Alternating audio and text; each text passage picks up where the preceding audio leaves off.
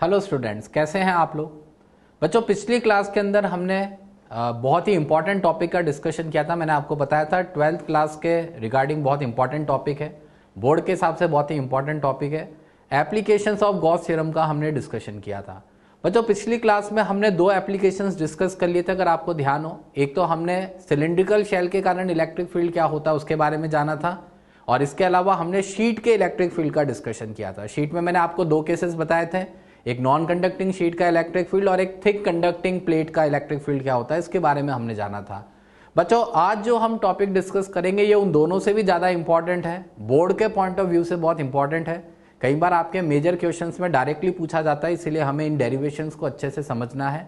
साथ के साथ कॉम्पिटिशन पॉइंट ऑफ व्यू से हमें इनके रिजल्ट्स को याद रखना है, लाइक बाहर के पॉइंट पर फील्ड क्या होगा, अंदर के पॉइंट पर फील्ड क्या होगा, ये सब बातें ध्यान रखनी है। और एक ग्राफ जो हम यहाँ बना रहे बच्चों, उनका भी ध्यान रखें। कई बार कंपटीशन में सीधे सीधे आपसे ये ग्राफ्स पूछे जाते हैं। तो बच्चों, आगे बढ़ते हैं, आज की क्लास का डिस्कशन करते हैं। आज का हमारा हेडिंग वही है, एप्लीकेशंस ऑफ गॉस थ्योरम। दो एप्लीकेशंस हम डिस्कस कर चुके हैं, थर्ड नंबर एप्लीकेशन को हम यहाँ डिस्कस करने जा रहे हैं, that is electric field due to uniformly charge conducting sphere. बच्चों ध्यान दीजिएगा, यहाँ कंडक्टिंग स्फीयर है और एक मैंने स्फेरिकल शेल कहा है। पहले मैं आपको इन दोनों के बीच का फर्क क्लियर कर देता हूँ।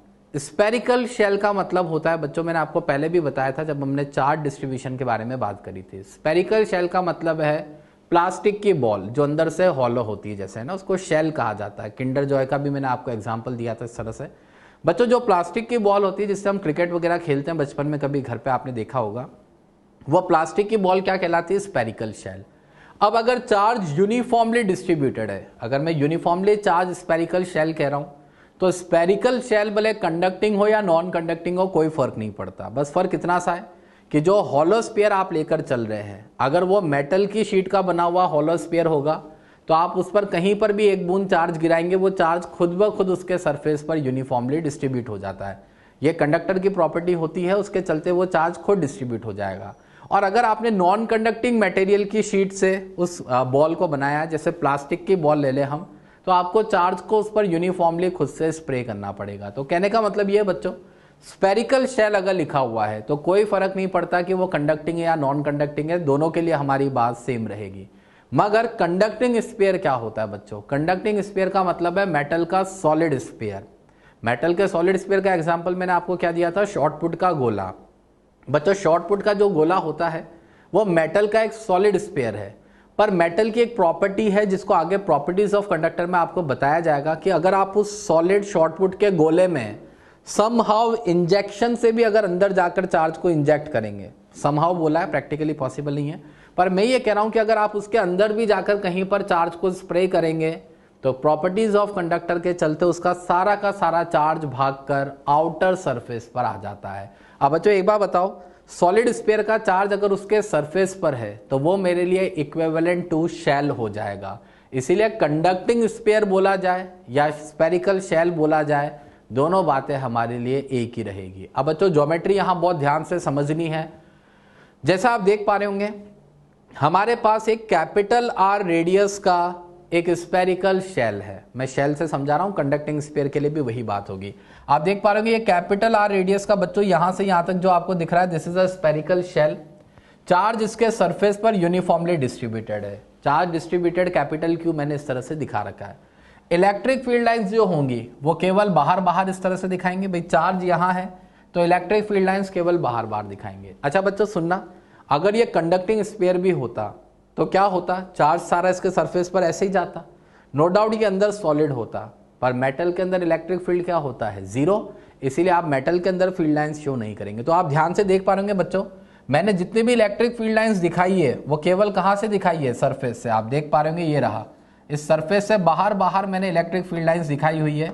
सरफेस के अंदर आपको कहीं पर भी इलेक्ट्रिक फील्ड लाइंस शो नहीं करनी है, क्योंकि अंदर सभी जगह इलेक्ट्रिक फील्ड जीरो होता है कंडक्टिंग स्फीयर के केस में। अच्छा बच्चों, अब टारगेट फिर से वही मिलेगा, अलग अलग पोजीशंस पर इलेक्ट्रिक फील्ड हमें निकालना है। फॉर एग्जांपल, एक बार तो पॉइंट लाइंग आउटसाइड के लिए हमें इलेक्ट्रिक फील्ड निकालना है, एक बार सरफेस के ठीक बाहर के लिए इलेक्ट्रिक फील्ड निकालना है, एक बार सरफेस के अंदर के किसी पॉइंट के लिए मान लीजिए हमें इलेक्ट्रिक फील्ड निकालना है। तो मैं उसके लिए आज समझा देता हूं। हमने गॉस थ्योरम में भी एक पॉइंट लिखा था, वही बात 2 पॉइंट्स में एक बार फिर से आपको यहाँ पे दोहरा के बताता हूँ। पहला पॉइंट आपने नोट में लिखा था कि Gaussian surface is wisely chosen imaginary surface to enclose the charge geometry. इसका मतलब ये हुआ कि अब अगर मुझे स्पेरिकल चार्ज ज्योमेट्री को अगर एनक्लोज करना है तो उसके लिए सबसे बेस्ट गॉसियन सरफेस क्या होगा? स्पेरिकल होगा। अगर आप इसको स्पेरिकल में एनक्लोज करेंगे तो आपका इंटीग्रेशन, आपका कैलकुलेशन आसान रहेगा। तो हमने समझदारी से इस बार कौन सा गॉसियन सरफेस चूज किया है बच्चों? स्पेरिकल गॉसियन सरफेस, जिसको मैंने नाम दे दिया है गॉसियन स्फीयर। हम इसको गॉसियन स्फीयर बोल देते हैं। फिर एक और बात मैंने आपको वहां लिखवाई थी कि Gauss theorem generally holds good for symmetric charge distribution. तो बच्चों सिमेट्रिक चार्ज डिस्ट्रीब्यूशन है, सरफेस पर इस तरह से चार्ज का डिस्ट्रीब्यूशन है और इसके कारण हमें इलेक्ट्रिक फील्ड का कैलकुलेशन करना है। बच्चों इलेक्ट्रिक फील्ड हमें 3 पॉइंट्स पर निकालना होगा। आप इधर ध्यान से देखिए, पहला पॉइंट क्या है? Point lying outside the sphere, P1 is the point lying outside the sphere. इसका जो सेंटर से डिस्टेंस है, जिसको आप स्मॉल r से दिखा सकते हैं, ये स्मॉल r इस समय ग्रेटर देन कैपिटल R है। फिर सेकंड नंबर केस में आपसे कहा जाएगा कि point lying just outside the sphere पर इलेक्ट्रिक फील्ड बताइए, तो P2 यहां कहीं होगा। और तीसरे केस में आपसे कहा जाएगा कि point lying inside the spherical shell के लिए इलेक्ट्रिक फील्ड बताइए, तो P3 यहां होगा। बच्चों किसी भी समय हमारे पॉइंट ऑफ ऑब्जर्वेशन की सेंटर से जो डिस्टेंस है वो हम स्मॉल r से दिखाएंगे। दरअसल हमें उसी स्मॉल r रेडियस का एक गॉसियन स्फीयर वहां से घुमाना होगा। सेटअप आपके सामने पूरा है। अब बच्चों एक चीज ध्यान से इधर देखें, अभी डेरिवेशन में आगे आपके काम आएगी। सपोज मैं बाहर किसी पॉइंट पर इलेक्ट्रिक फील्ड का कैलकुलेशन कर रहा हूं, तो ये देखिए स्फीयर की इलेक्ट्रिक फील्ड लाइन ऐसे चल रही होगी। अगर इस स्फीयर की इलेक्ट्रिक फील्ड लाइंस की बात करी जाए तो स्फीयर की इलेक्ट्रिक फील्ड लाइंस कैसे होंगी? In the radially outward direction. और जो बाहर वाला हमारा डॉटेड गॉसियन स्फीयर आपको दिख रहा है, अगर मैं इस पर कोई एरिया एलिमेंट बनाऊं तो एरिया एलिमेंट इस तरह से नॉर्मल होगा ds इधर की तरफ। अब बच्चों वही बात है कि दरअसल अगर आप यहाँ एक टेंजेंट ड्रॉ करके उस पर परपेंडिकुलर ड्रॉ कर रहे हैं, नॉर्मल जिसको दिखा रहे हैं, तो कहीं ना कहीं आपका ds एलिमेंट जो है वो भी रेडियल लाइन के अलोंग होगा। इसका मतलब ये होगा कि इस बाहर वाले गॉसियन स्फीयर का ds एलिमेंट जो भी होगा, तो उस ds वेक्टर और इलेक्ट्रिक फील्ड के बीच में एंगल क्या बनेगा? 0 डिग्री। इंटीग्रेशन में हमारी मदद करेगा ये। E और ds के बीच में एंगल 0 डिग्री। और बच्चों सिर्फ यहां नहीं है, यहां बना के देख लीजिए, यहां बना के देख लीजिए, कहीं पर भी आप ds वेक्टर अगर बनाएंगे तो उसका इलेक्ट्रिक फील्ड लाइंस के साथ एंगल क्या निकल के आएगा? 0 डिग्री। अब ये इतनी ज्योमेट्री दिमाग में रखते हुए इसके मदद से हम डेरिवेशन कैसे करेंगे बच्चों? इधर देखिए, सबसे पहला case first r greater than capital R, यानी that is point lying outside the shell.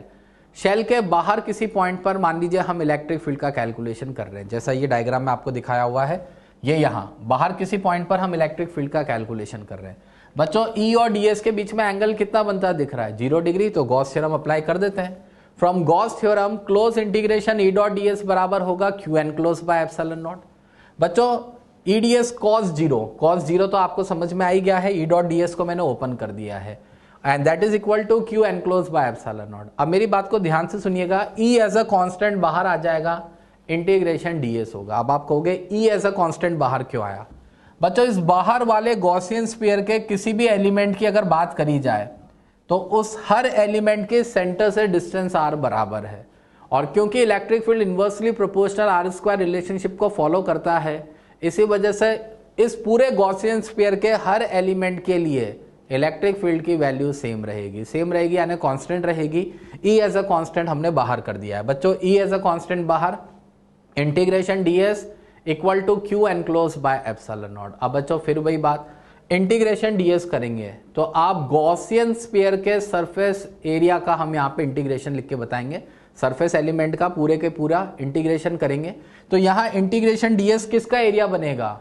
Gaussian sphere का। तो गॉसियन स्फीयर के रेडियस अगर स्मॉल r थी तो आप एरिया क्या लिखेंगे? 4πr²। फिर बात आती है q एनक्लोज की। तो बच्चों एक बार फिर से देख लीजिए, इसका पूरा सरफेस एरिया तो मैंने क्या लिखा है? 4πr²। एनक्लोज चार्ज की बात करी जाए तो entire charge capital Q is getting enclose with in this Gaussian sphere. Original हमारा जो शेल है उसका पूरा का पूरा चार्ज कैपिटल Q इसमें एनक्लोज हो रहा है। नतीजा एनक्लोज चार्ज की जगह क्या लिख देंगे? Capital Q। बच्चों यहां से इसको सॉल्व करके देख लीजिए, आपका आउटसाइड पॉइंट के लिए इलेक्ट्रिक फील्ड क्या निकल के आता है? Q upon 4πε0 r²। और इस 1/4πε0 को अगर आप छोटा k लिखेंगे तो आपका इलेक्ट्रिक फील्ड क्या आ जाएगा, k Q by R square के बराबर। बच्चों रिजल्ट अच्छे से याद रखना है, E बराबर के Q by R square outside point के लिए E inversely proportional R square relationship ये निकल के आ रही है। एंड मोस्ट इंपॉर्टेंटली बच्चों यहाँ पर एक बात आगे अभी बता देता हूँ, एक्सप्लेनेशन से पहले यहीं पर बता देता हूँ।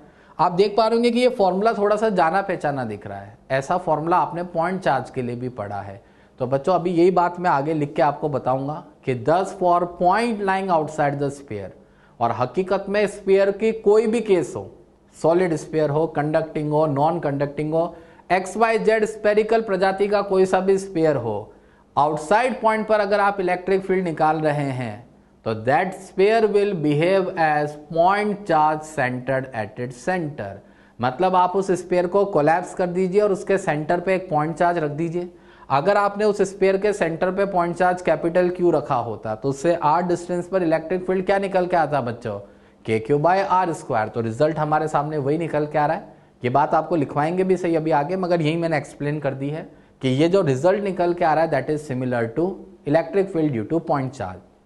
अच्छा बच्चों, ये तो चार्ज के टर्म में आपने इलेक्ट्रिक फील्ड निकाल लिया है। कभी कभी हमसे जिद करी जाती है कि नहीं सिग्मा के टर्म में बात करो, क्योंकि ऑब्वियस ही बात है चार्ज सरफेस पे डिस्ट्रीब्यूटेड है। तो बच्चों सिग्मा के टर्म में जब हम इलेक्ट्रिक फील्ड निकालेंगे तो ये देखिएगा LHS में तो वही E into 4 small r square, Gaussian sphere का एरिया लिखा हुआ है। RHS में एनक्लोज चार्ज क्या लिखेंगे, तो एनक्लोज चार्ज होगा sigma into 4 capital R square. Simple सी बात है बच्चों, जो आप सिग्मा जिसको कहते हैं, सिग्मा बराबर क्या होती है, Q बाई A। अगर आप ओरिजिनल स्फीयर की चार्ज निकाल रहे हैं, ओरिजिनल स्फीयर का चार्ज निकाल रहे हैं Q, तो that will B sigma into area of original sphere. Original sphere का मतलब है स्पेरिकल शेल की बात कर रहा हूं मैं। तो स्पेरिकल शेल का एरिया क्या होगा, 4 कैपिटल R स्क्वायर। बच्चों 4 कैंसिल हो जाएगा और सिग्मा की टर्म में आपका इलेक्ट्रिक फील्ड निकल के आ जाएगा sigma capital R square upon epsilon not small r square. Result है आपके सामने। और फिर से वही बात, E inversely proportional R square यहां से भी प्रूव हो रहा है। अब बच्चों ये बात जो मैंने अभी थोड़ी देर पहले आपको वहां पे एक्सप्लेन कर दी थी, यहां लिख के बता दी है कि 10 for point lying outside the shell behaves as point charge centred at center. यानी किसी भी शेल स्फेरिकल कंडक्टिंग स्फीयर की बात कर लीजिए, आगे आप देखेंगे नॉन कंडक्टिंग स्फीयर के लिए भी यही बात होगी। अगर आप किसी भी स्फीयर के आउटसाइड पॉइंट पर इलेक्ट्रिक फील्ड का कैलकुलेशन कर रहे हैं तो आउटसाइड पॉइंट के लिए आप उस स्फीयर को कोलैप्स करके उसके सेंटर पे पॉइंट चार्ज मान लीजिए और पॉइंट चार्ज के इलेक्ट्रिक फील्ड के फॉर्मूले का इस्तेमाल करते हुए आप इलेक्ट्रिक फील्ड बता सकते हैं। के क्यू बाय आर स्क्वायर वो आप डायरेक्ट लिख सकते हैं बच्चों। सिग्मा वाले के लिए तो हमें उसको स्फीयर के रूप में ट्रीट करना ही पड़ेगा। दरअसल ये कोई नई बात नहीं है, ये कहीं ना कहीं सेंटर ऑफ चार्ज वाली बात ही है। आपको पहले भी बताया था, कूलम्स लॉ में हमने क्वेश्चन किए थे, सेंटर ऑफ चार्ज खिसक जाते हैं। तो वही चीज है कि आउटसाइड पॉइंट पर अगर आप फील्ड निकाल रहे तो centre of charge geometric centre पे दिखा सकते हैं और उसकी मदद से इलेक्ट्रिक फील्ड का कैलकुलेशन किया जा सकता है। बच्चों केस 2 की बात करते हैं। Case 2 r nearly equal to capital R। आपने फिर से देखा होगा मैंने इस बार नियरली इक्वल टू लिखा है। नियरली इक्वल टू इसलिए लिखा है क्योंकि इस बार फिर से हमारा इलेक्ट्रिक फील्ड सरफेस पे डिसकंटिन्यूअस होगा। अभी आपको दिखाएंगे ऐसा क्यों होगा। अगर हम शेल या कंडक्टिंग स्फीयर का एग्जांपल ले रहे तो सरफेस पे डिसकंटिन्यूटी होगी। चलो बच्चों वही बात, that is point lying just outside the surface. अगर सरफेस के ठीक बाहर के पॉइंट पर हम फील्ड का कैलकुलेशन कर रहे हैं, मान लीजिए रेडियस 10 सेंटीमीटर है और आप उससे जस्ट 1 माइक्रोमीटर आगे के डिस्टेंस पर सरफेस से अगर आप फील्ड निकाल रहे हैं तो ऐसे में मैं स्मॉल r को nearly equal to capital R रख सकता हूं। बच्चों केस फर्स्ट के जो आपके रिजल्ट आए हैं उसमें आप स्मॉल r की जगह कैपिटल R रख दीजिए तो आपको सरफेस पर मैक्सिमम इलेक्ट्रिक फील्ड मिल रहा होगा। मैक्सिमम इलेक्ट्रिक फील्ड कितना हो जाएगा, k Q by capital R square और यहां से सिग्मा बाय एप्सिलॉन नॉट। बच्चों ध्यान देना है, सरफेस के लिए k Q by capital R square है, जबकि इसके पहले वाले में k Q by small r square आपने लिखा था। और यहां से आप देखेंगे तो सिग्मा बाय एप्सिलॉन नॉट। ये सिग्मा बाय एप्सिलॉन नॉट तो बिल्कुल आना ही चाहिए था। बच्चों आपको याद होगा पिछले टर्म पे मैंने आपको बताया था कि किसी भी कंडक्टर के सरफेस के ठीक बाहर के पॉइंट पर electric field sigma by epsilon not होता है। तो अगर आप एक कंडक्टिंग स्फीयर लेकर बैठे, मेटल का एक सॉलिड स्फीयर है, अगर उसके सरफेस के ठीक बाहर के पॉइंट पे मैं आपसे इलेक्ट्रिक फील्ड पूछता हूं तो बिल्कुल आपका जवाब ये आना ही चाहिए था, सिग्मा बाय एप्सिलॉन नॉट। तो वो की वही चीज यहां निकल के आ रही है बच्चों। ये सेकंड केस के रिजल्ट हमारे पास आ गए हैं। Third case r less than capital R, that is point lying inside the shell. बच्चों ये बहुत सिंपल सी बात है, इधर देख लीजिए आप एक बार, मैं इसको पीछे फिर से आपको दिखा देता हूं। ये रहा डायग्राम। अगर P3 की बात करी जाए, point lying inside the shell के लिए अगर हम बात करें तो इस गॉसियन स्फीयर के अंदर आप बताइए कितना चार्ज एनक्लोज हो रहा है। आपको यहां से क्लियरली दिख रहा होगा there is no charge enclose, क्योंकि सारा का सारा चार्ज तो कहाँ है, इसके बाहर। अगर हम इस वाले गॉसियन स्फीयर की बात करें तो इसके अंदर कोई एनक्लोज चार्ज नहीं है, और अगर इसके अंदर कोई एनक्लोज चार्ज नहीं है बच्चों, तो ऐसी कंडीशन में हम गॉस थ्योरम से क्या लिखेंगे, E इंटू 4πr² बराबर 0/ε0। यहाँ जीरो क्यों आ गया बच्चों, क्योंकि Q एनक्लोज क्या है, जीरो। अगर एनक्लोज चार्ज जीरो है तो आपका इलेक्ट्रिक फील्ड क्या निकल के आ जाएगा, जीरो। तो बच्चों तीन केस में आपने क्या क्या सीखा, कंडक्टिंग स्फीयर या स्फेरिकल शेल के लिए for a point lying inside the shell electric field is zero, for a point lying just outside the shell electric field is KQ/R² या फिर σ/ε0, and for a point lying well outside the sphere, बहुत अच्छे से बाहर अगर located है, तो आपका इलेक्ट्रिक फील्ड होगा KQ/r², या जिसको आप सिग्मा के टर्म्स में लिख सकते हैं σR²/ε0, छोटा वाला r²। बच्चों इसके बेसिस पे अगर आपसे इसका ग्राफ पूछा जाए तो ये देखिए ग्राफ इसका किस तरह से बनेगा, E वर्सेस R ग्राफ हम बना रहे हैं। For the point lying inside the shell आपका इलेक्ट्रिक फील्ड क्या था, जीरो। R का मतलब है point lying inside the shell.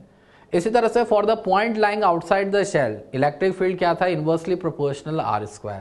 अच्छा बच्चों फिर से वही बात आ रही है, electric field is discontinuous at R=R। मैंने आपको पिछली क्लास में भी थोड़ा सा लिमिट कंटिन्यूटी के बारे में वहां पे बात करी थी कि अगर एग्जैक्टली सरफेस के पॉइंट पर देखा जाए तो सरफेस पर आउटसाइड पॉइंट पर, अगर सरफेस के ठीक बाहर के पॉइंट पर इलेक्ट्रिक फील्ड की वैल्यू देखी जाए तो ये मैक्सिमम है KQ/R² के बराबर। सरफेस के लेफ्ट हैंड साइड की लिमिट निकालेंगे, अगर जस्ट इनसाइड के पॉइंट पर इलेक्ट्रिक फील्ड की वैल्यू देखी जाए तो ये जीरो निकल के आ रही है, क्योंकि left hand limit right hand limit के बराबर नहीं है। इसीलिए आप कह सकते हैं कि the electric field is discontinuous at R=R। तो कंडक्टिंग स्फीयर या स्फेरिकल शेल के लिए जब भी आपसे पूछा जाए आप कहेंगे electric field is discontinuous at R=R, यानी सरफेस पर इलेक्ट्रिक फील्ड डिसकंटिन्यूअस है। बाकी सब ग्राफ आपको जस्टिफाई कर रहा है, साथ में सेंटर भी आपको दिख रहा होगा। R=0 का मतलब क्या है, सेंटर का पॉइंट, तो सेंटर भी क्योंकि इनसाइड पॉइंट है तो इलेक्ट्रिक फील्ड सेंटर पे भी जीरो है, अंदर के सभी पॉइंट पर इलेक्ट्रिक फील्ड जीरो है, और बाहर E इनवर्सली प्रोपोर्शनल R²। अच्छा बच्चों स्फेरिकल शेल के अंदर भी इलेक्ट्रिक फील्ड जीरो है, एंड अगर कंडक्टिंग स्फीयर होता तो वैसे भी अंदर इलेक्ट्रिक फील्ड जीरो होना ही था, क्योंकि कंडक्टिंग स्फीयर का मतलब है मेटल का स्फीयर, और आपको पता है मेटल के अंदर के सभी पॉइंट्स पर इलेक्ट्रिक फील्ड आपका जीरो होता है। तो ये रिजल्ट हमारा दोनों तरफ से जस्टिफाई हो जाता है। तो बच्चों ये तो हमने स्फेरिकल शेल के बारे में बात करी, अब इसी में आगे बढ़ते हैं। 4th number application, electric field due to uniformly charge sphere. बच्चों शब्द पे ध्यान दीजिएगा, यूनिफॉर्मली चार्ज्ड स्फीयर। मैंने आपके कन्वीनियंस के लिए आगे नॉन कंडक्टिंग स्फीयर भी लिख दिया है। नॉन कंडक्टिंग स्फीयर का मतलब डाइलेक्ट्रिक स्फीयर भी आप इसको बोल सकते हैं। पर बच्चों थोड़ा सा ध्यान देना है, आपको क्वेश्चन में अगर कहीं पर भी यूनिफॉर्मली चार्ज स्फीयर कहा जाए तो उसका मतलब होगा नॉन कंडक्टिंग स्फीयर। अब मैं आपको याद दिलाता हूं, मैंने नॉन कंडक्टिंग स्फीयर आपको कहां समझाया था, जब हमने चार्ज डिस्ट्रीब्यूशन पढ़ा था, रो के बारे में बात करी थी, तब मैंने आपको इसका एग्जाम्पल दिया था, एक लड्डू बांधने वाला एग्जाम्पल। मैंने आपको ऐसे बताया था कि लड्डू के मिक्सचर में जब हम शक्कर का पाउडर मिक्स कर लेते हैं और फिर लड्डू बांध देते हैं तो वो एक नॉन कंडक्टिंग स्फीयर बन जाता है, वो बंधा हुआ लड्डू, और जो शक्कर होती है वो उसके एंटायर वॉल्यूम में डिस्ट्रीब्यूटेड होती है, तो वो शक्कर का पाउडर वहां हमने चार्ज के इक्विवेलेंट ट्रीट किया था। बच्चों जब मैं यूनिफॉर्मली चार्ज स्फीयर कहता हूं, जनरली स्पीकिंग स्फीयर का मतलब सॉलिड स्फीयर ही होता है, जिसको आप हॉलो मानते हो उसको हम शेल का नाम देते हैं। तो जनरली स्पीकिंग अगर स्फीयर कहा जाता है तो उसका मतलब सॉलिड स्फीयर है। अगर मैं यूनिफॉर्मली चार्ज स्फीयर बोल रहा हूं तो sphere is a 3D object, और यूनिफॉर्मली चार्ज का मतलब है कि चार्ज उसकी वॉल्यूम में मौजूद है। 3D ऑब्जेक्ट के वॉल्यूम में चार्ज डिस्ट्रीब्यूटेड है। आप कंडक्टिंग स्फीयर को यूनिफॉर्मली चार्ज स्फीयर नहीं कह सकते, क्यों? क्योंकि उसका चार्ज केवल उसके सरफेस पर है। 3D ऑब्जेक्ट का चार्ज उसके वॉल्यूम में होना चाहिए, मगर कंडक्टिंग स्फीयर का चार्ज उसके वॉल्यूम में ना होकर उसके सरफेस पर आता है, तो आप उसको यूनिफॉर्मली चार्ज स्फीयर नहीं कहेंगे। इतनी सी बात ध्यान रखनी है बच्चों, क्वेश्चन में अगर यूनिफॉर्मली चार्ज स्फीयर कहा जाता है तो आपको उसको क्या मानना है, नॉन कंडक्टिंग स्फीयर। अब डायग्राम आपके सामने और बड़ा खतरनाक है, ध्यान से सुनिएगा। एक आपको स्फीयर दिख रहा होगा कैपिटल R रेडियस का, ये बोल्ड लाइन से जो बना हुआ है, ये कैपिटल R रेडियस का स्फीयर है। इसका टोटल चार्ज क्या है, Q। क्योंकि डाइलेक्ट्रिक स्फीयर है तो इसका मतलब इस बार मटेरियल के अंदर भी इलेक्ट्रिक फील्ड होगा। इसीलिए आपने देखा मैंने इस बार electric field lines right from centre शुरू कर दी है। अगर ये कंडक्टिंग स्फीयर था, जब पिछले केस में आपने देखा तो मैंने फील्ड लाइंस केवल सरफेस से दिखाई थी, पर इस बार मैं फील्ड लाइंस कहां से दिखा रहा हूं बच्चों? सेंटर से, क्योंकि मुझे पता है अंदर इलेक्ट्रिक फील्ड मिलेगा। डाइलेक्ट्रिक के अंदर इलेक्ट्रिक फील्ड आपका जीरो नहीं होता है, मैंने आपको ELF में इसके बारे में बताया था। अगेन टारगेट वही मिलेंगे बच्चों, 3 पॉइंट्स पर इलेक्ट्रिक फील्ड का कैलकुलेशन करना है। एक गॉसियन स्फीयर मैंने यहाँ घुमा दिया।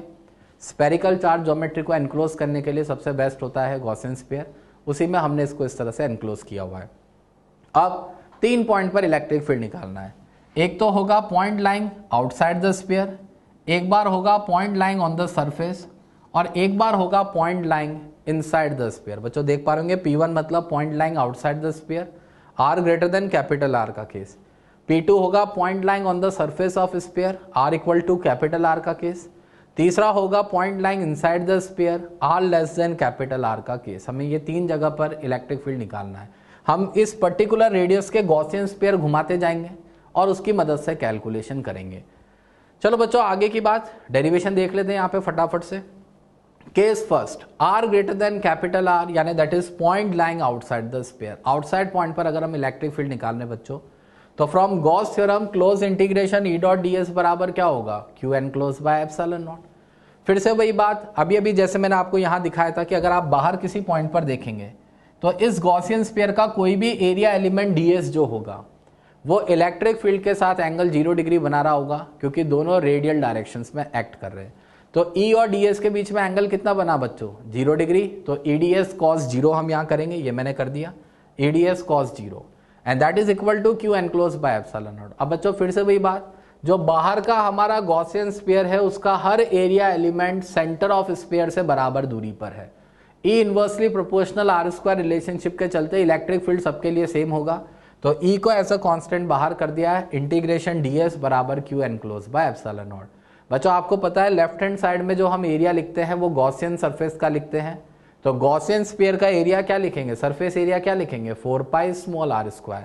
एनक्लोज चार्ज की बात अगर करी जाए बच्चों, तो जब आप बाहर के पॉइंट पर इलेक्ट्रिक फील्ड निकाल रहे हैं तो एंटायर स्फीयर का चार्ज Q एनक्लोज हो रहा है। जो वॉल्यूम में डिस्ट्रीब्यूटेड चार्ज है वो पूरा चार्ज एनक्लोज हो रहा है, तो आप उसको कैपिटल Q लिखेंगे। यहाँ पर ये लिख दिया अपन ने Q and upon epsilon not.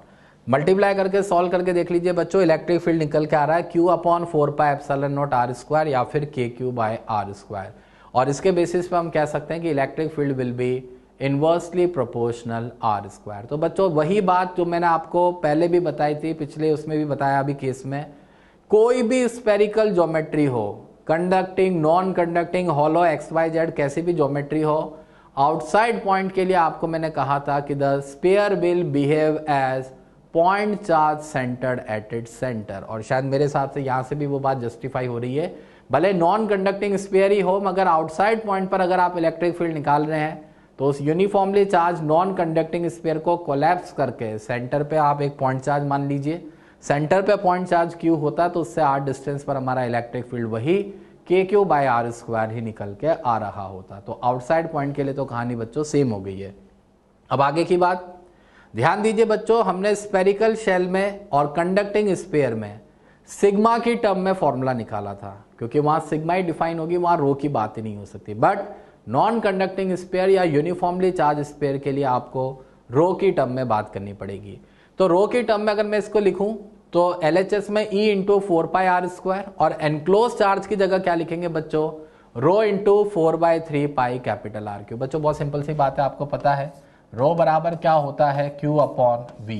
यहां से आप Q को क्या लिख सकते हैं? रो इंटू V, यानी rho into volume of sphere. Volume of sphere क्या होता है? 4/3π कैपिटल R3। बच्चों काटा पीटी अपने लेवल पे आप करके देख लीजिए, और यहां से इलेक्ट्रिक फील्ड आपका निकल के आएगा rho capital R³ upon 3 epsilon naught r²। बच्चों capital R radius of sphere है, जबकि छोटा r आपका वो डिस्टेंस है सेंटर से जिस पॉइंट पर आप इलेक्ट्रिक फील्ड का कैलकुलेशन कर रहे हो, और यहां से भी E इनवर्सली प्रोपोर्शनल r² हमें मिल रहा है। अब आगे आते हैं बच्चों सेकंड केस, ध्यान दीजिएगा। इस बार मैंने R equal to capital R लिखा है, इस बार nearly equal to capital R की जरूरत नहीं है। एग्जैक्टली सरफेस पर फील्ड डिफाइंड है, आप आगे देखेंगे ग्राफ में कंटिन्यूअस इलेक्ट्रिक फील्ड हमें मिलेगा।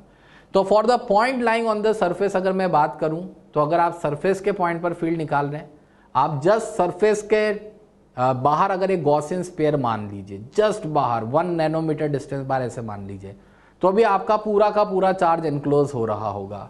तो या तो आप इस डेरिवेशन में जाके स्मॉल आर की जगह कैपिटल आर रख दे और यहाँ क्यू एनक्लोज की जगह कैपिटल क्यू लिख दीजिए, तो भी आपको वही रिजल्ट मिलेंगे। या फिर मैं सिंपल सी बात करता हूँ, ऊपर वाले केस में स्मॉल आर की जगह कैपिटल आर रख दीजिए, तो आपको सब फॉर्मूले मिल जाएंगे। स्मॉल आर की जगह कैपिटल आर रखते ही K Q by capital R square, और यहाँ स्मॉल आर की जगह कैपिटल आर रखते ही rho capital R by 3 epsilon naught. तो बच्चों this is the electric field at surface and in fact this is a maximum electric field जो आपको किसी भी नॉन कंडक्टिंग स्फीयर या यूनिफॉर्मली चार्ज स्फीयर से मिलता है। तो सरफेस के फील्ड के फॉर्मूले याद रखने हैं बच्चों, K Q by capital R square या rho R by 3 epsilon naught. मगर मोस्ट इंपॉर्टेंट पार्ट इस डेरिवेशन का है थर्ड वाला। थर्ड केस क्या है बच्चों, R less than capital R that is point lying inside the sphere. अगर हम इनसाइड द स्फीयर किसी पॉइंट पर इलेक्ट्रिक फील्ड निकाल रहे हैं तो वहां की कंडीशन क्या होगी। तो बच्चों गॉस थ्योरम अगर हम अप्लाई करें, मैं आपको एक बार फिर से एक्चुअल डायग्राम पे ले जाता हूं ताकि आपको थोड़ा सा इसको समझने में आसानी रहे। हमने जो ये एक्चुअल डायग्राम यहां डिस्कस किया था बच्चों, ये देखिए। अब जब आप R less than capital R पर इलेक्ट्रिक फील्ड निकालेंगे, और ये इसको थोड़ा सा, ये यहाँ पे नॉन कंडक्टिंग स्फीयर का केस हम ले रहे थे, ये वाला। जब आप थर्ड वाले केस में R less than capital R वाले केस में यहां जाएंगे, तो यहां आपको दिख रहा होगा बच्चों कि पूरे स्फीयर का क्यू चार्ज एनक्लोज नहीं हो रहा है, बल्कि इसके अंदर कुछ और अमाउंट ऑफ चार्ज एनक्लोज हो रहा होगा, और उसको मैं यहां ऐसे आपको बता देता हूं। इसके एनक्लोज चार्ज को बच्चों हम क्या बोलेंगे, Q dash. Capital Q is the total charge of non conducting sphere, and Q dash मैं किसको दिखा रहा हूं, charge enclosed by this small sphere, जो हमारे केस 3 का स्फीयर हम ड्रॉ करेंगे R less than capital R के लिए। तो ये क्यू डैश आपको बच्चों थोड़ा सा यहां से ध्यान में रखना है, इसको हम वहां पर इस्तेमाल कर रहे हैं किस तरह से, ये देखिए आप यहां। अब जब हमने बात करी थी कि point line inside the sphere के लिए, तो E into 4 pi small R square and that will be equal to Q dash by epsilon naught. यहाँ क्यू डैश क्या है, एनक्लोज चार्ज। मैंने अभी भी आपको डायग्राम में दिखाया था कि क्यू डैश किस चार्ज को हमने कहा है। यहां से इलेक्ट्रिक फील्ड को लिखा जा सकता है बच्चों Q dash upon 4 pi epsilon naught R square. पर अब आपको आंसर क्यू डैश के टर्म में नहीं, आपको तो ओरिजिनल क्यू के टर्म में, ओरिजिनल चार्ज क्यू की टर्म में आंसर लेकर आना है। तो यहाँ एक मेन स्टेप आपको ध्यान रखना है, वो हम इस तरह से लिखते हैं कि since charge is uniformly distributed across the volume, आपको यूनिफॉर्मली चार्ज स्फीयर कहा गया था। चार्ज अगर यूनिफॉर्मली डिस्ट्रीब्यूटेड है अक्रॉस द वॉल्यूम, तो ऐसे में आपका चार्ज डेंसिटी का जो टर्म होगा rho, that will be constant. Uniform charge distribution में हमने ये बात समझी थी कि अगर चार्ज डिस्ट्रीब्यूशन यूनिफॉर्म है तो जो चार्ज डेंसिटी होती है वो कांस्टेंट होती है, तो यहाँ रो कांस्टेंट होगा। अब रो कांस्टेंट है तो इधर सुनिए बच्चों, ओरिजिनल स्फीयर के लिए, जो पूरा का पूरा स्फीयर है, उसके लिए रो क्या लिखेंगे, Q upon 4/3 pi capital are Q. और अभी हमने जितना एरिया एनक्लोज किया है, आपने देखा था कि हमने, मान लीजिए ये पूरा स्फीयर है और हमने एक क्यू डैश के नाम पर इस तरह से एक चार्ज यहां पर एनक्लोज किया था, इस तरह से दिखा देते हैं। तो जो आपने स्मॉल आर रेडियस का स्फीयर लिया है, उसके एनक्लोज चार्ज के लिए अगर आप रो लिखेंगे तो रो बराबर क्या होगा, Q dash upon 4/3 pi small R Q. बच्चों यहां से आप इसको देख पाएंगे, मैं इधर समझा देता हूं आपको। यहां से 4/3 पाई कैंसिल आउट हो जाएगा और क्यू डैश की वैल्यू कैपिटल क्यू की टर्म में निकल के आ जाएगी, Q dash equal to Q small R cube upon capital R cube. बच्चों इसको ले जाकर यहां पर आपको रखना है, क्यू डैश की वैल्यू यहां पर रख दीजिए। क्यू डैश की जब ये वैल्यू आप यहां रखेंगे, इलेक्ट्रिक फील्ड क्या होगा, 1/4 pi epsilon naught R square into Q small R cube upon capital R cube. बच्चों देखना, आर स्क्वायर से स्मॉल आर क्यूब एक आर टाइम कैंसिल हो जाएगा एंड इलेक्ट्रिक फील्ड निकल के आ जाएगा Q R upon 4 pi epsilon naught capital R cube. बच्चों इस 4 पाई एप्सिलॉन नॉट को, 1/4 पाई एप्सिलॉन नॉट को हम स्मॉल के लिख सकते हैं एंड फाइनली इसके बेसिस पर इनसाइड पॉइंट का इलेक्ट्रिक फील्ड का फॉर्मूला आपका क्या निकल के आ गया है, K Q R upon capital R cube के बराबर। तो बच्चों ये रिजल्ट आपको बहुत अच्छे से रटा हुआ होना चाहिए किसी यूनिफॉर्मली चार्ज स्फीयर के लिए। देखो मैं आपको शॉर्ट में समराइज करके बताता हूं। यूनिफॉर्मली चार्ज स्फीयर की बात करी जाए, आउटसाइड पॉइंट के लिए फॉर्मूले में कोई चेंजेस नहीं है, पॉइंट चार्ज एट सेंटर मानेंगे K Q by small R square. Surface के पॉइंट के लिए हमें स्मॉल आर की जगह कैपिटल आर रखना है और इनसाइड पॉइंट का फॉर्मूला याद रखना है K Q R upon capital R cube. और बच्चों यहां से आपको दिख रहा होगा E is directly proportional to R. इस बार इलेक्ट्रिक फील्ड डिस्टेंस आर जो आप सेंटर से नापते हैं उसके डायरेक्टली प्रोपोर्शनल निकल के आ रहा है। तो ये अपने पास फॉर्मूला है बच्चों। और एक और चेक पॉइंट आपको बताता हूं जिससे कभी गलती नहीं होगी। जो हमारा सेकंड नंबर का फॉर्मूला आता है, सरफेस वाला जो फॉर्मूला आता है, वो केस 1 और केस 3 दोनों को सेटिस्फाई करता है। आपने केस 1 में आर को कैपिटल आर रख के फॉर्मूला निकाला था। मैं फिर से कह रहा हूं, अगर सरफेस की बात करी जाए, यहां स्मॉल आर की जगह आप कैपिटल आर रख के देख लीजिए, आपका इलेक्ट्रिक फील्ड वही सरफेस वाला K Q by capital R square आ जाएगा, क्योंकि सरफेस का पॉइंट इनसाइड आउटसाइड दोनों में काउंट किया जा रहा है, इसीलिए ये फॉर्मूला दोनों को रिलेट कर देता है। और इसीलिए मैं ये बात कह रहा हूं आपसे, इसके बेसिस पे आप इनसाइड पॉइंट का अगर फॉर्मूला निकालेंगे, जैसे अभी आपने रो की टर्म्स में मान लीजिए निकालना है, तो जो प्रोसेस हमने यहाँ किया है बच्चों, अभी थोड़ी देर पहले आपने यहाँ पर ये जो प्रोसेस किया था, यही प्रोसेस यहाँ पर आप करके देख लीजिए सारा का सारा। केवल आपको कैपिटल क्यू की जगह क्या रिप्लेसमेंट करना है, rho into 4/3 pi capital R cube. तो जब आप ये रिप्लेसमेंट करेंगे यहाँ जाकर, ये देखना के की जगह तो वही 1/4 पाई एप्सिलॉन नॉट, ये सब सेम रहने दे, बस यहाँ कैपिटल क्यू की जगह क्या लिख दे, rho into 4/3 pi capital R cube. तो वो रखकर जब आप सॉल्व करेंगे, आपका इनसाइड पॉइंट का फॉर्मूला क्या आ जाएगा, रो r/3 एप्सिलॉन नॉट। बच्चों मैं तो इसको ऐसे भी याद रख लेता हूँ कि ये फॉर्मूला जो है केस 2 इसको सेटिस्फाई करेगा। केस 2 का अपना फॉर्मूला क्या आया था, रो कैपिटल r/3 एप्सिलॉन नॉट। तो यानी इनसाइड के लिए यही फॉर्मूला होगा। इसमें स्मॉल r की जगह कैपिटल R अगर मैं रखूंगा तो मुझे सरफेस के इलेक्ट्रिक फील्ड का फॉर्मूला मिल जाना चाहिए। तो जैसे भी आप याद रखें, ये थोड़ा सा आप इसको रिजल्ट को याद रखें रो की टर्म में अगर आपसे पूछा जाए तो। एंड मोस्ट इंपॉर्टेंट बात, एट सेंटर, सेंटर का मतलब क्या है बच्चों, जो आपके डिस्टेंस आ रहे हैं वो क्या है, 0। अच्छा बच्चों वही बात है, सेंटर ओवरऑल है तो इनसाइड पॉइंट ही, तो इनसाइड पॉइंट के फॉर्मूले इसको सेटिस्फाई करने चाहिए। तो इनसाइड पॉइंट के इस फॉर्मूले में आप स्मॉल r की जगह अगर 0 रखेंगे तो सेंटर पे आपका इलेक्ट्रिक फील्ड क्या निकल के आ जाएगा, 0।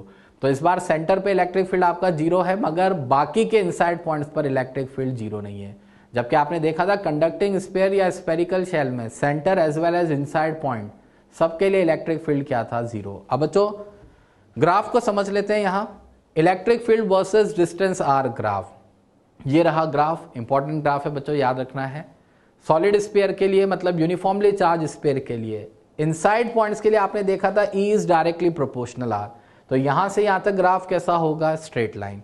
सेंटर R इक्वल टू 0 पर इलेक्ट्रिक फील्ड 0 है, दिख रहा है बच्चों। मैक्सिमम इलेक्ट्रिक फील्ड आपको सरफेस पे मिलेगा एंड आउटसाइड पॉइंट के लिए electric field will be inversely proportional R square. R less than capital R का मतलब है point lying inside the sphere, R equal to capital R का मतलब है point lying on the surface, R greater than capital R का मतलब है point lying outside the sphere. तो आउटसाइड के लिए E inversely proportional R square. बच्चों इस बार आपको दिख रहा होगा कि ग्राफ में कोई ब्रेक नहीं है। यहाँ पे अगर आप लिमिट का कॉन्सेप्ट भी लगाएंगे तो left hand limit right hand limit के बराबर आएगी। तो इसीलिए इस बार इलेक्ट्रिक फील्ड जो है that is continuous at surface, electric field is continuous at R equal to capital R। तो ये बात हमें ध्यान रखनी है। स्पेरिकल शेल में हमारा डिसकंटिन्यूअस था इलेक्ट्रिक फील्ड सरफेस पे, मगर यूनिफॉर्मली चार्ज स्फीयर के लिए ये कंटिन्यूअस होगा। अब बच्चों इस पर बेस कुछ क्वेश्चन हम यहाँ डिस्कस करेंगे। क्वेश्चन डिस्कस करने के पहले मैं आपको एक बार फिर से सारी समरी बता देता हूँ कि अभी तक हमने क्या सीखा। आज की क्लास में हमने 2 तरह की स्पेरिकल ज्योमेट्रीज का डिस्कशन किया। पहला था स्पेरिकल शेल या फिर कंडक्टिंग स्फीयर, दूसरा था यूनिफॉर्मली चार्ज स्फीयर या फिर नॉन कंडक्टिंग स्फीयर। हमने ये देखा outside point R greater than capital R के लिए दोनों में कोई फॉर्मूले में चेंज नहीं है, K Q by small R square ये फॉर्मूला आपको लगाना है, मतलब पॉइंट चार्ज एट सेंटर मान के आपको चलना है। सरफेस के लिए हमें कुछ नहीं करना, ऊपर वाले रिजल्ट में स्मॉल r की जगह कैपिटल R रखना है, तो के Q by capital R square होगा। इनसाइड का थोड़ा सा ध्यान देखना है, कंडक्टिंग स्फीयर में इनसाइड पॉइंट पर इलेक्ट्रिक फील्ड 0 था, जबकि यूनिफॉर्मली चार्ज स्फीयर के लिए इनसाइड पॉइंट का इलेक्ट्रिक फील्ड के Q R upon capital R cube से दिया गया है। तो आपको तो बस ये 6 रिजल्ट अपने दिमाग में याद रखने हैं, जिनमें से 4 तो बिल्कुल सिंपल है कॉमन से, और लास्ट वाले रिजल्ट्स को थोड़ा सा ध्यान देना है। अब इस पर बेस क्वेश्चन क्या होता है बच्चों, जरा उसको देखते हैं। पहला क्वेश्चन है, electric field at a distance 20 centimetre from a charge metallic sphere of radius 10 centimetre is E। Find electric field at a distance R equal to 5 centimetre, 10 centimetre, 30 centimetre from the centre. सबसे पहले बच्चों identify करिए कि ये कौन सा case है। ये कंडक्टिंग स्फीयर का केस है या नॉन कंडक्टिंग स्फीयर का? तो मेरे हिसाब से आप समझ पा रहे कि this is the case of conducting sphere. अब इसका सॉल्यूशन बहुत सिंपल सा है। सबसे पहले r equal to 5 centimetre, radius आपको क्या दे रखी है बच्चों? 10 सेंटीमीटर। जब आप 5 सेंटीमीटर के पॉइंट की बात कर रहे हैं तो that is r less than capital R, मतलब point lying inside the conducting sphere. And for a point lying inside the conducting sphere आपको पता है इलेक्ट्रिक फील्ड क्या होता है? 0। तो हमारा इसका आंसर तो क्या आ गया? E equal to 0। फिर बात करते हैं r equal to 10 centimetre. r equal to 10 centimetre का मतलब है point lying just outside the surface, यही मान के चलेंगे, यानी हमें सरफेस के ठीक बाहर के पॉइंट का फील्ड बताना है। बच्चों अब चक्कर क्या है, आपको जो आंसर्स देने हैं वो ई की टर्म में देने हैं। इलेक्ट्रिक फील्ड जो हमें बताना है वो ई की टर्म में बताना है। तो कैसे चेंज करेंगे, इधर सुनिएगा। सरफेस का इलेक्ट्रिक फील्ड क्या होता है? K Q by capital R square. हमें चार्ज नहीं दे रखा, कैपिटल आर तो दे रखा है 10 सेंटीमीटर, पर चार्ज नहीं दे रखा, तो हम के क्यू की वैल्यू कहां से रिप्लेस करेंगे? इस ई से। आपको ये ई कहां पर दे रखा है? 20 सेंटीमीटर डिस्टेंस पर। तो बाहर 20 सेंटीमीटर डिस्टेंस के लिए ई बराबर क्या लिखेंगे? के क्यू बाई 20 स्क्वायर। और यहां से के क्यू की वैल्यू क्या आ जाएगी बच्चों? ई इंटू 20 का स्क्वायर। तो के क्यू की जगह ई इंटू 20 का स्क्वायर, कैपिटल आर की जगह 10 का स्क्वायर आप यहां करेंगे, काटा पीटी करके देखिए, सरफेस का इलेक्ट्रिक फील्ड 4 आ जाएगा। बच्चों मैंने यूनिट्स की टेंशन नहीं लिया, आप यूनिट्स कन्वर्ट करेंगे तो वो कट जाएंगे, सेंटीमीटर मीटर वाला उसका कोई फर्क नहीं है। तो सरफेस पर 10 सेंटीमीटर की दूरी पर इलेक्ट्रिक फील्ड कितना आ जाएगा? 4E, इस वाले ई की टर्म में। बच्चों एक केस और बच रहा है, r इक्वल टू 30 सेंटीमीटर। तो उसके लिए क्या होगा, इधर देखिए, स्मॉल r अगर 30 सेंटीमीटर है यानी r greater than capital R का केस है, तो आउटसाइड पॉइंट का इलेक्ट्रिक फील्ड क्या होता है? K Q by small r square. बच्चों के क्यू की वैल्यू वही e इंटू 20 का स्क्वायर रखेंगे, अभी पिछले से जो निकाला था हमने, और नीचे स्मॉल r की जगह 30 का स्क्वायर। काटा पीटी करके देख लीजिए बच्चों, आपका आउटसाइड पॉइंट का इलेक्ट्रिक फील्ड 4E/9 निकल के आ गया। तो 5 सेंटीमीटर पर 0 है, रेडियस 10 सेंटीमीटर पे आपने अभी भी 4E के बराबर निकाला, एंड 30 सेंटीमीटर डिस्टेंस पर सेंटर से 4E/9 के बराबर इलेक्ट्रिक फील्ड निकल के आ रहा है। बिल्कुल बेसिक से क्वेश्चन होते हैं, आपको केवल K Q by R square, small r square है, कैपिटल R स्क्वायर है, थोड़ा सा बस इसको समझना होता है। बच्चों एक और क्वेश्चन देखते हैं इसी तरह का। Electric field at a distance 30 centimetre from a uniformly charge sphere of radius 15 centimetre is E। Find electric field at a distance 5 centimetre, 15 centimetre, 20 centimetre from the centre. बच्चों सेम क्वेश्चन दिख रहा होगा, मगर अब थोड़ा सा ध्यान देना है, कौन से स्फीयर की बात हो रही है, पहचानिए इसको। तो शायद आप समझ गए होंगे, यूनिफॉर्मली चार्ज स्फीयर अगर मैंने दे रखा है, इसका मतलब नॉन कंडक्टिंग स्फीयर की बात हो रही है।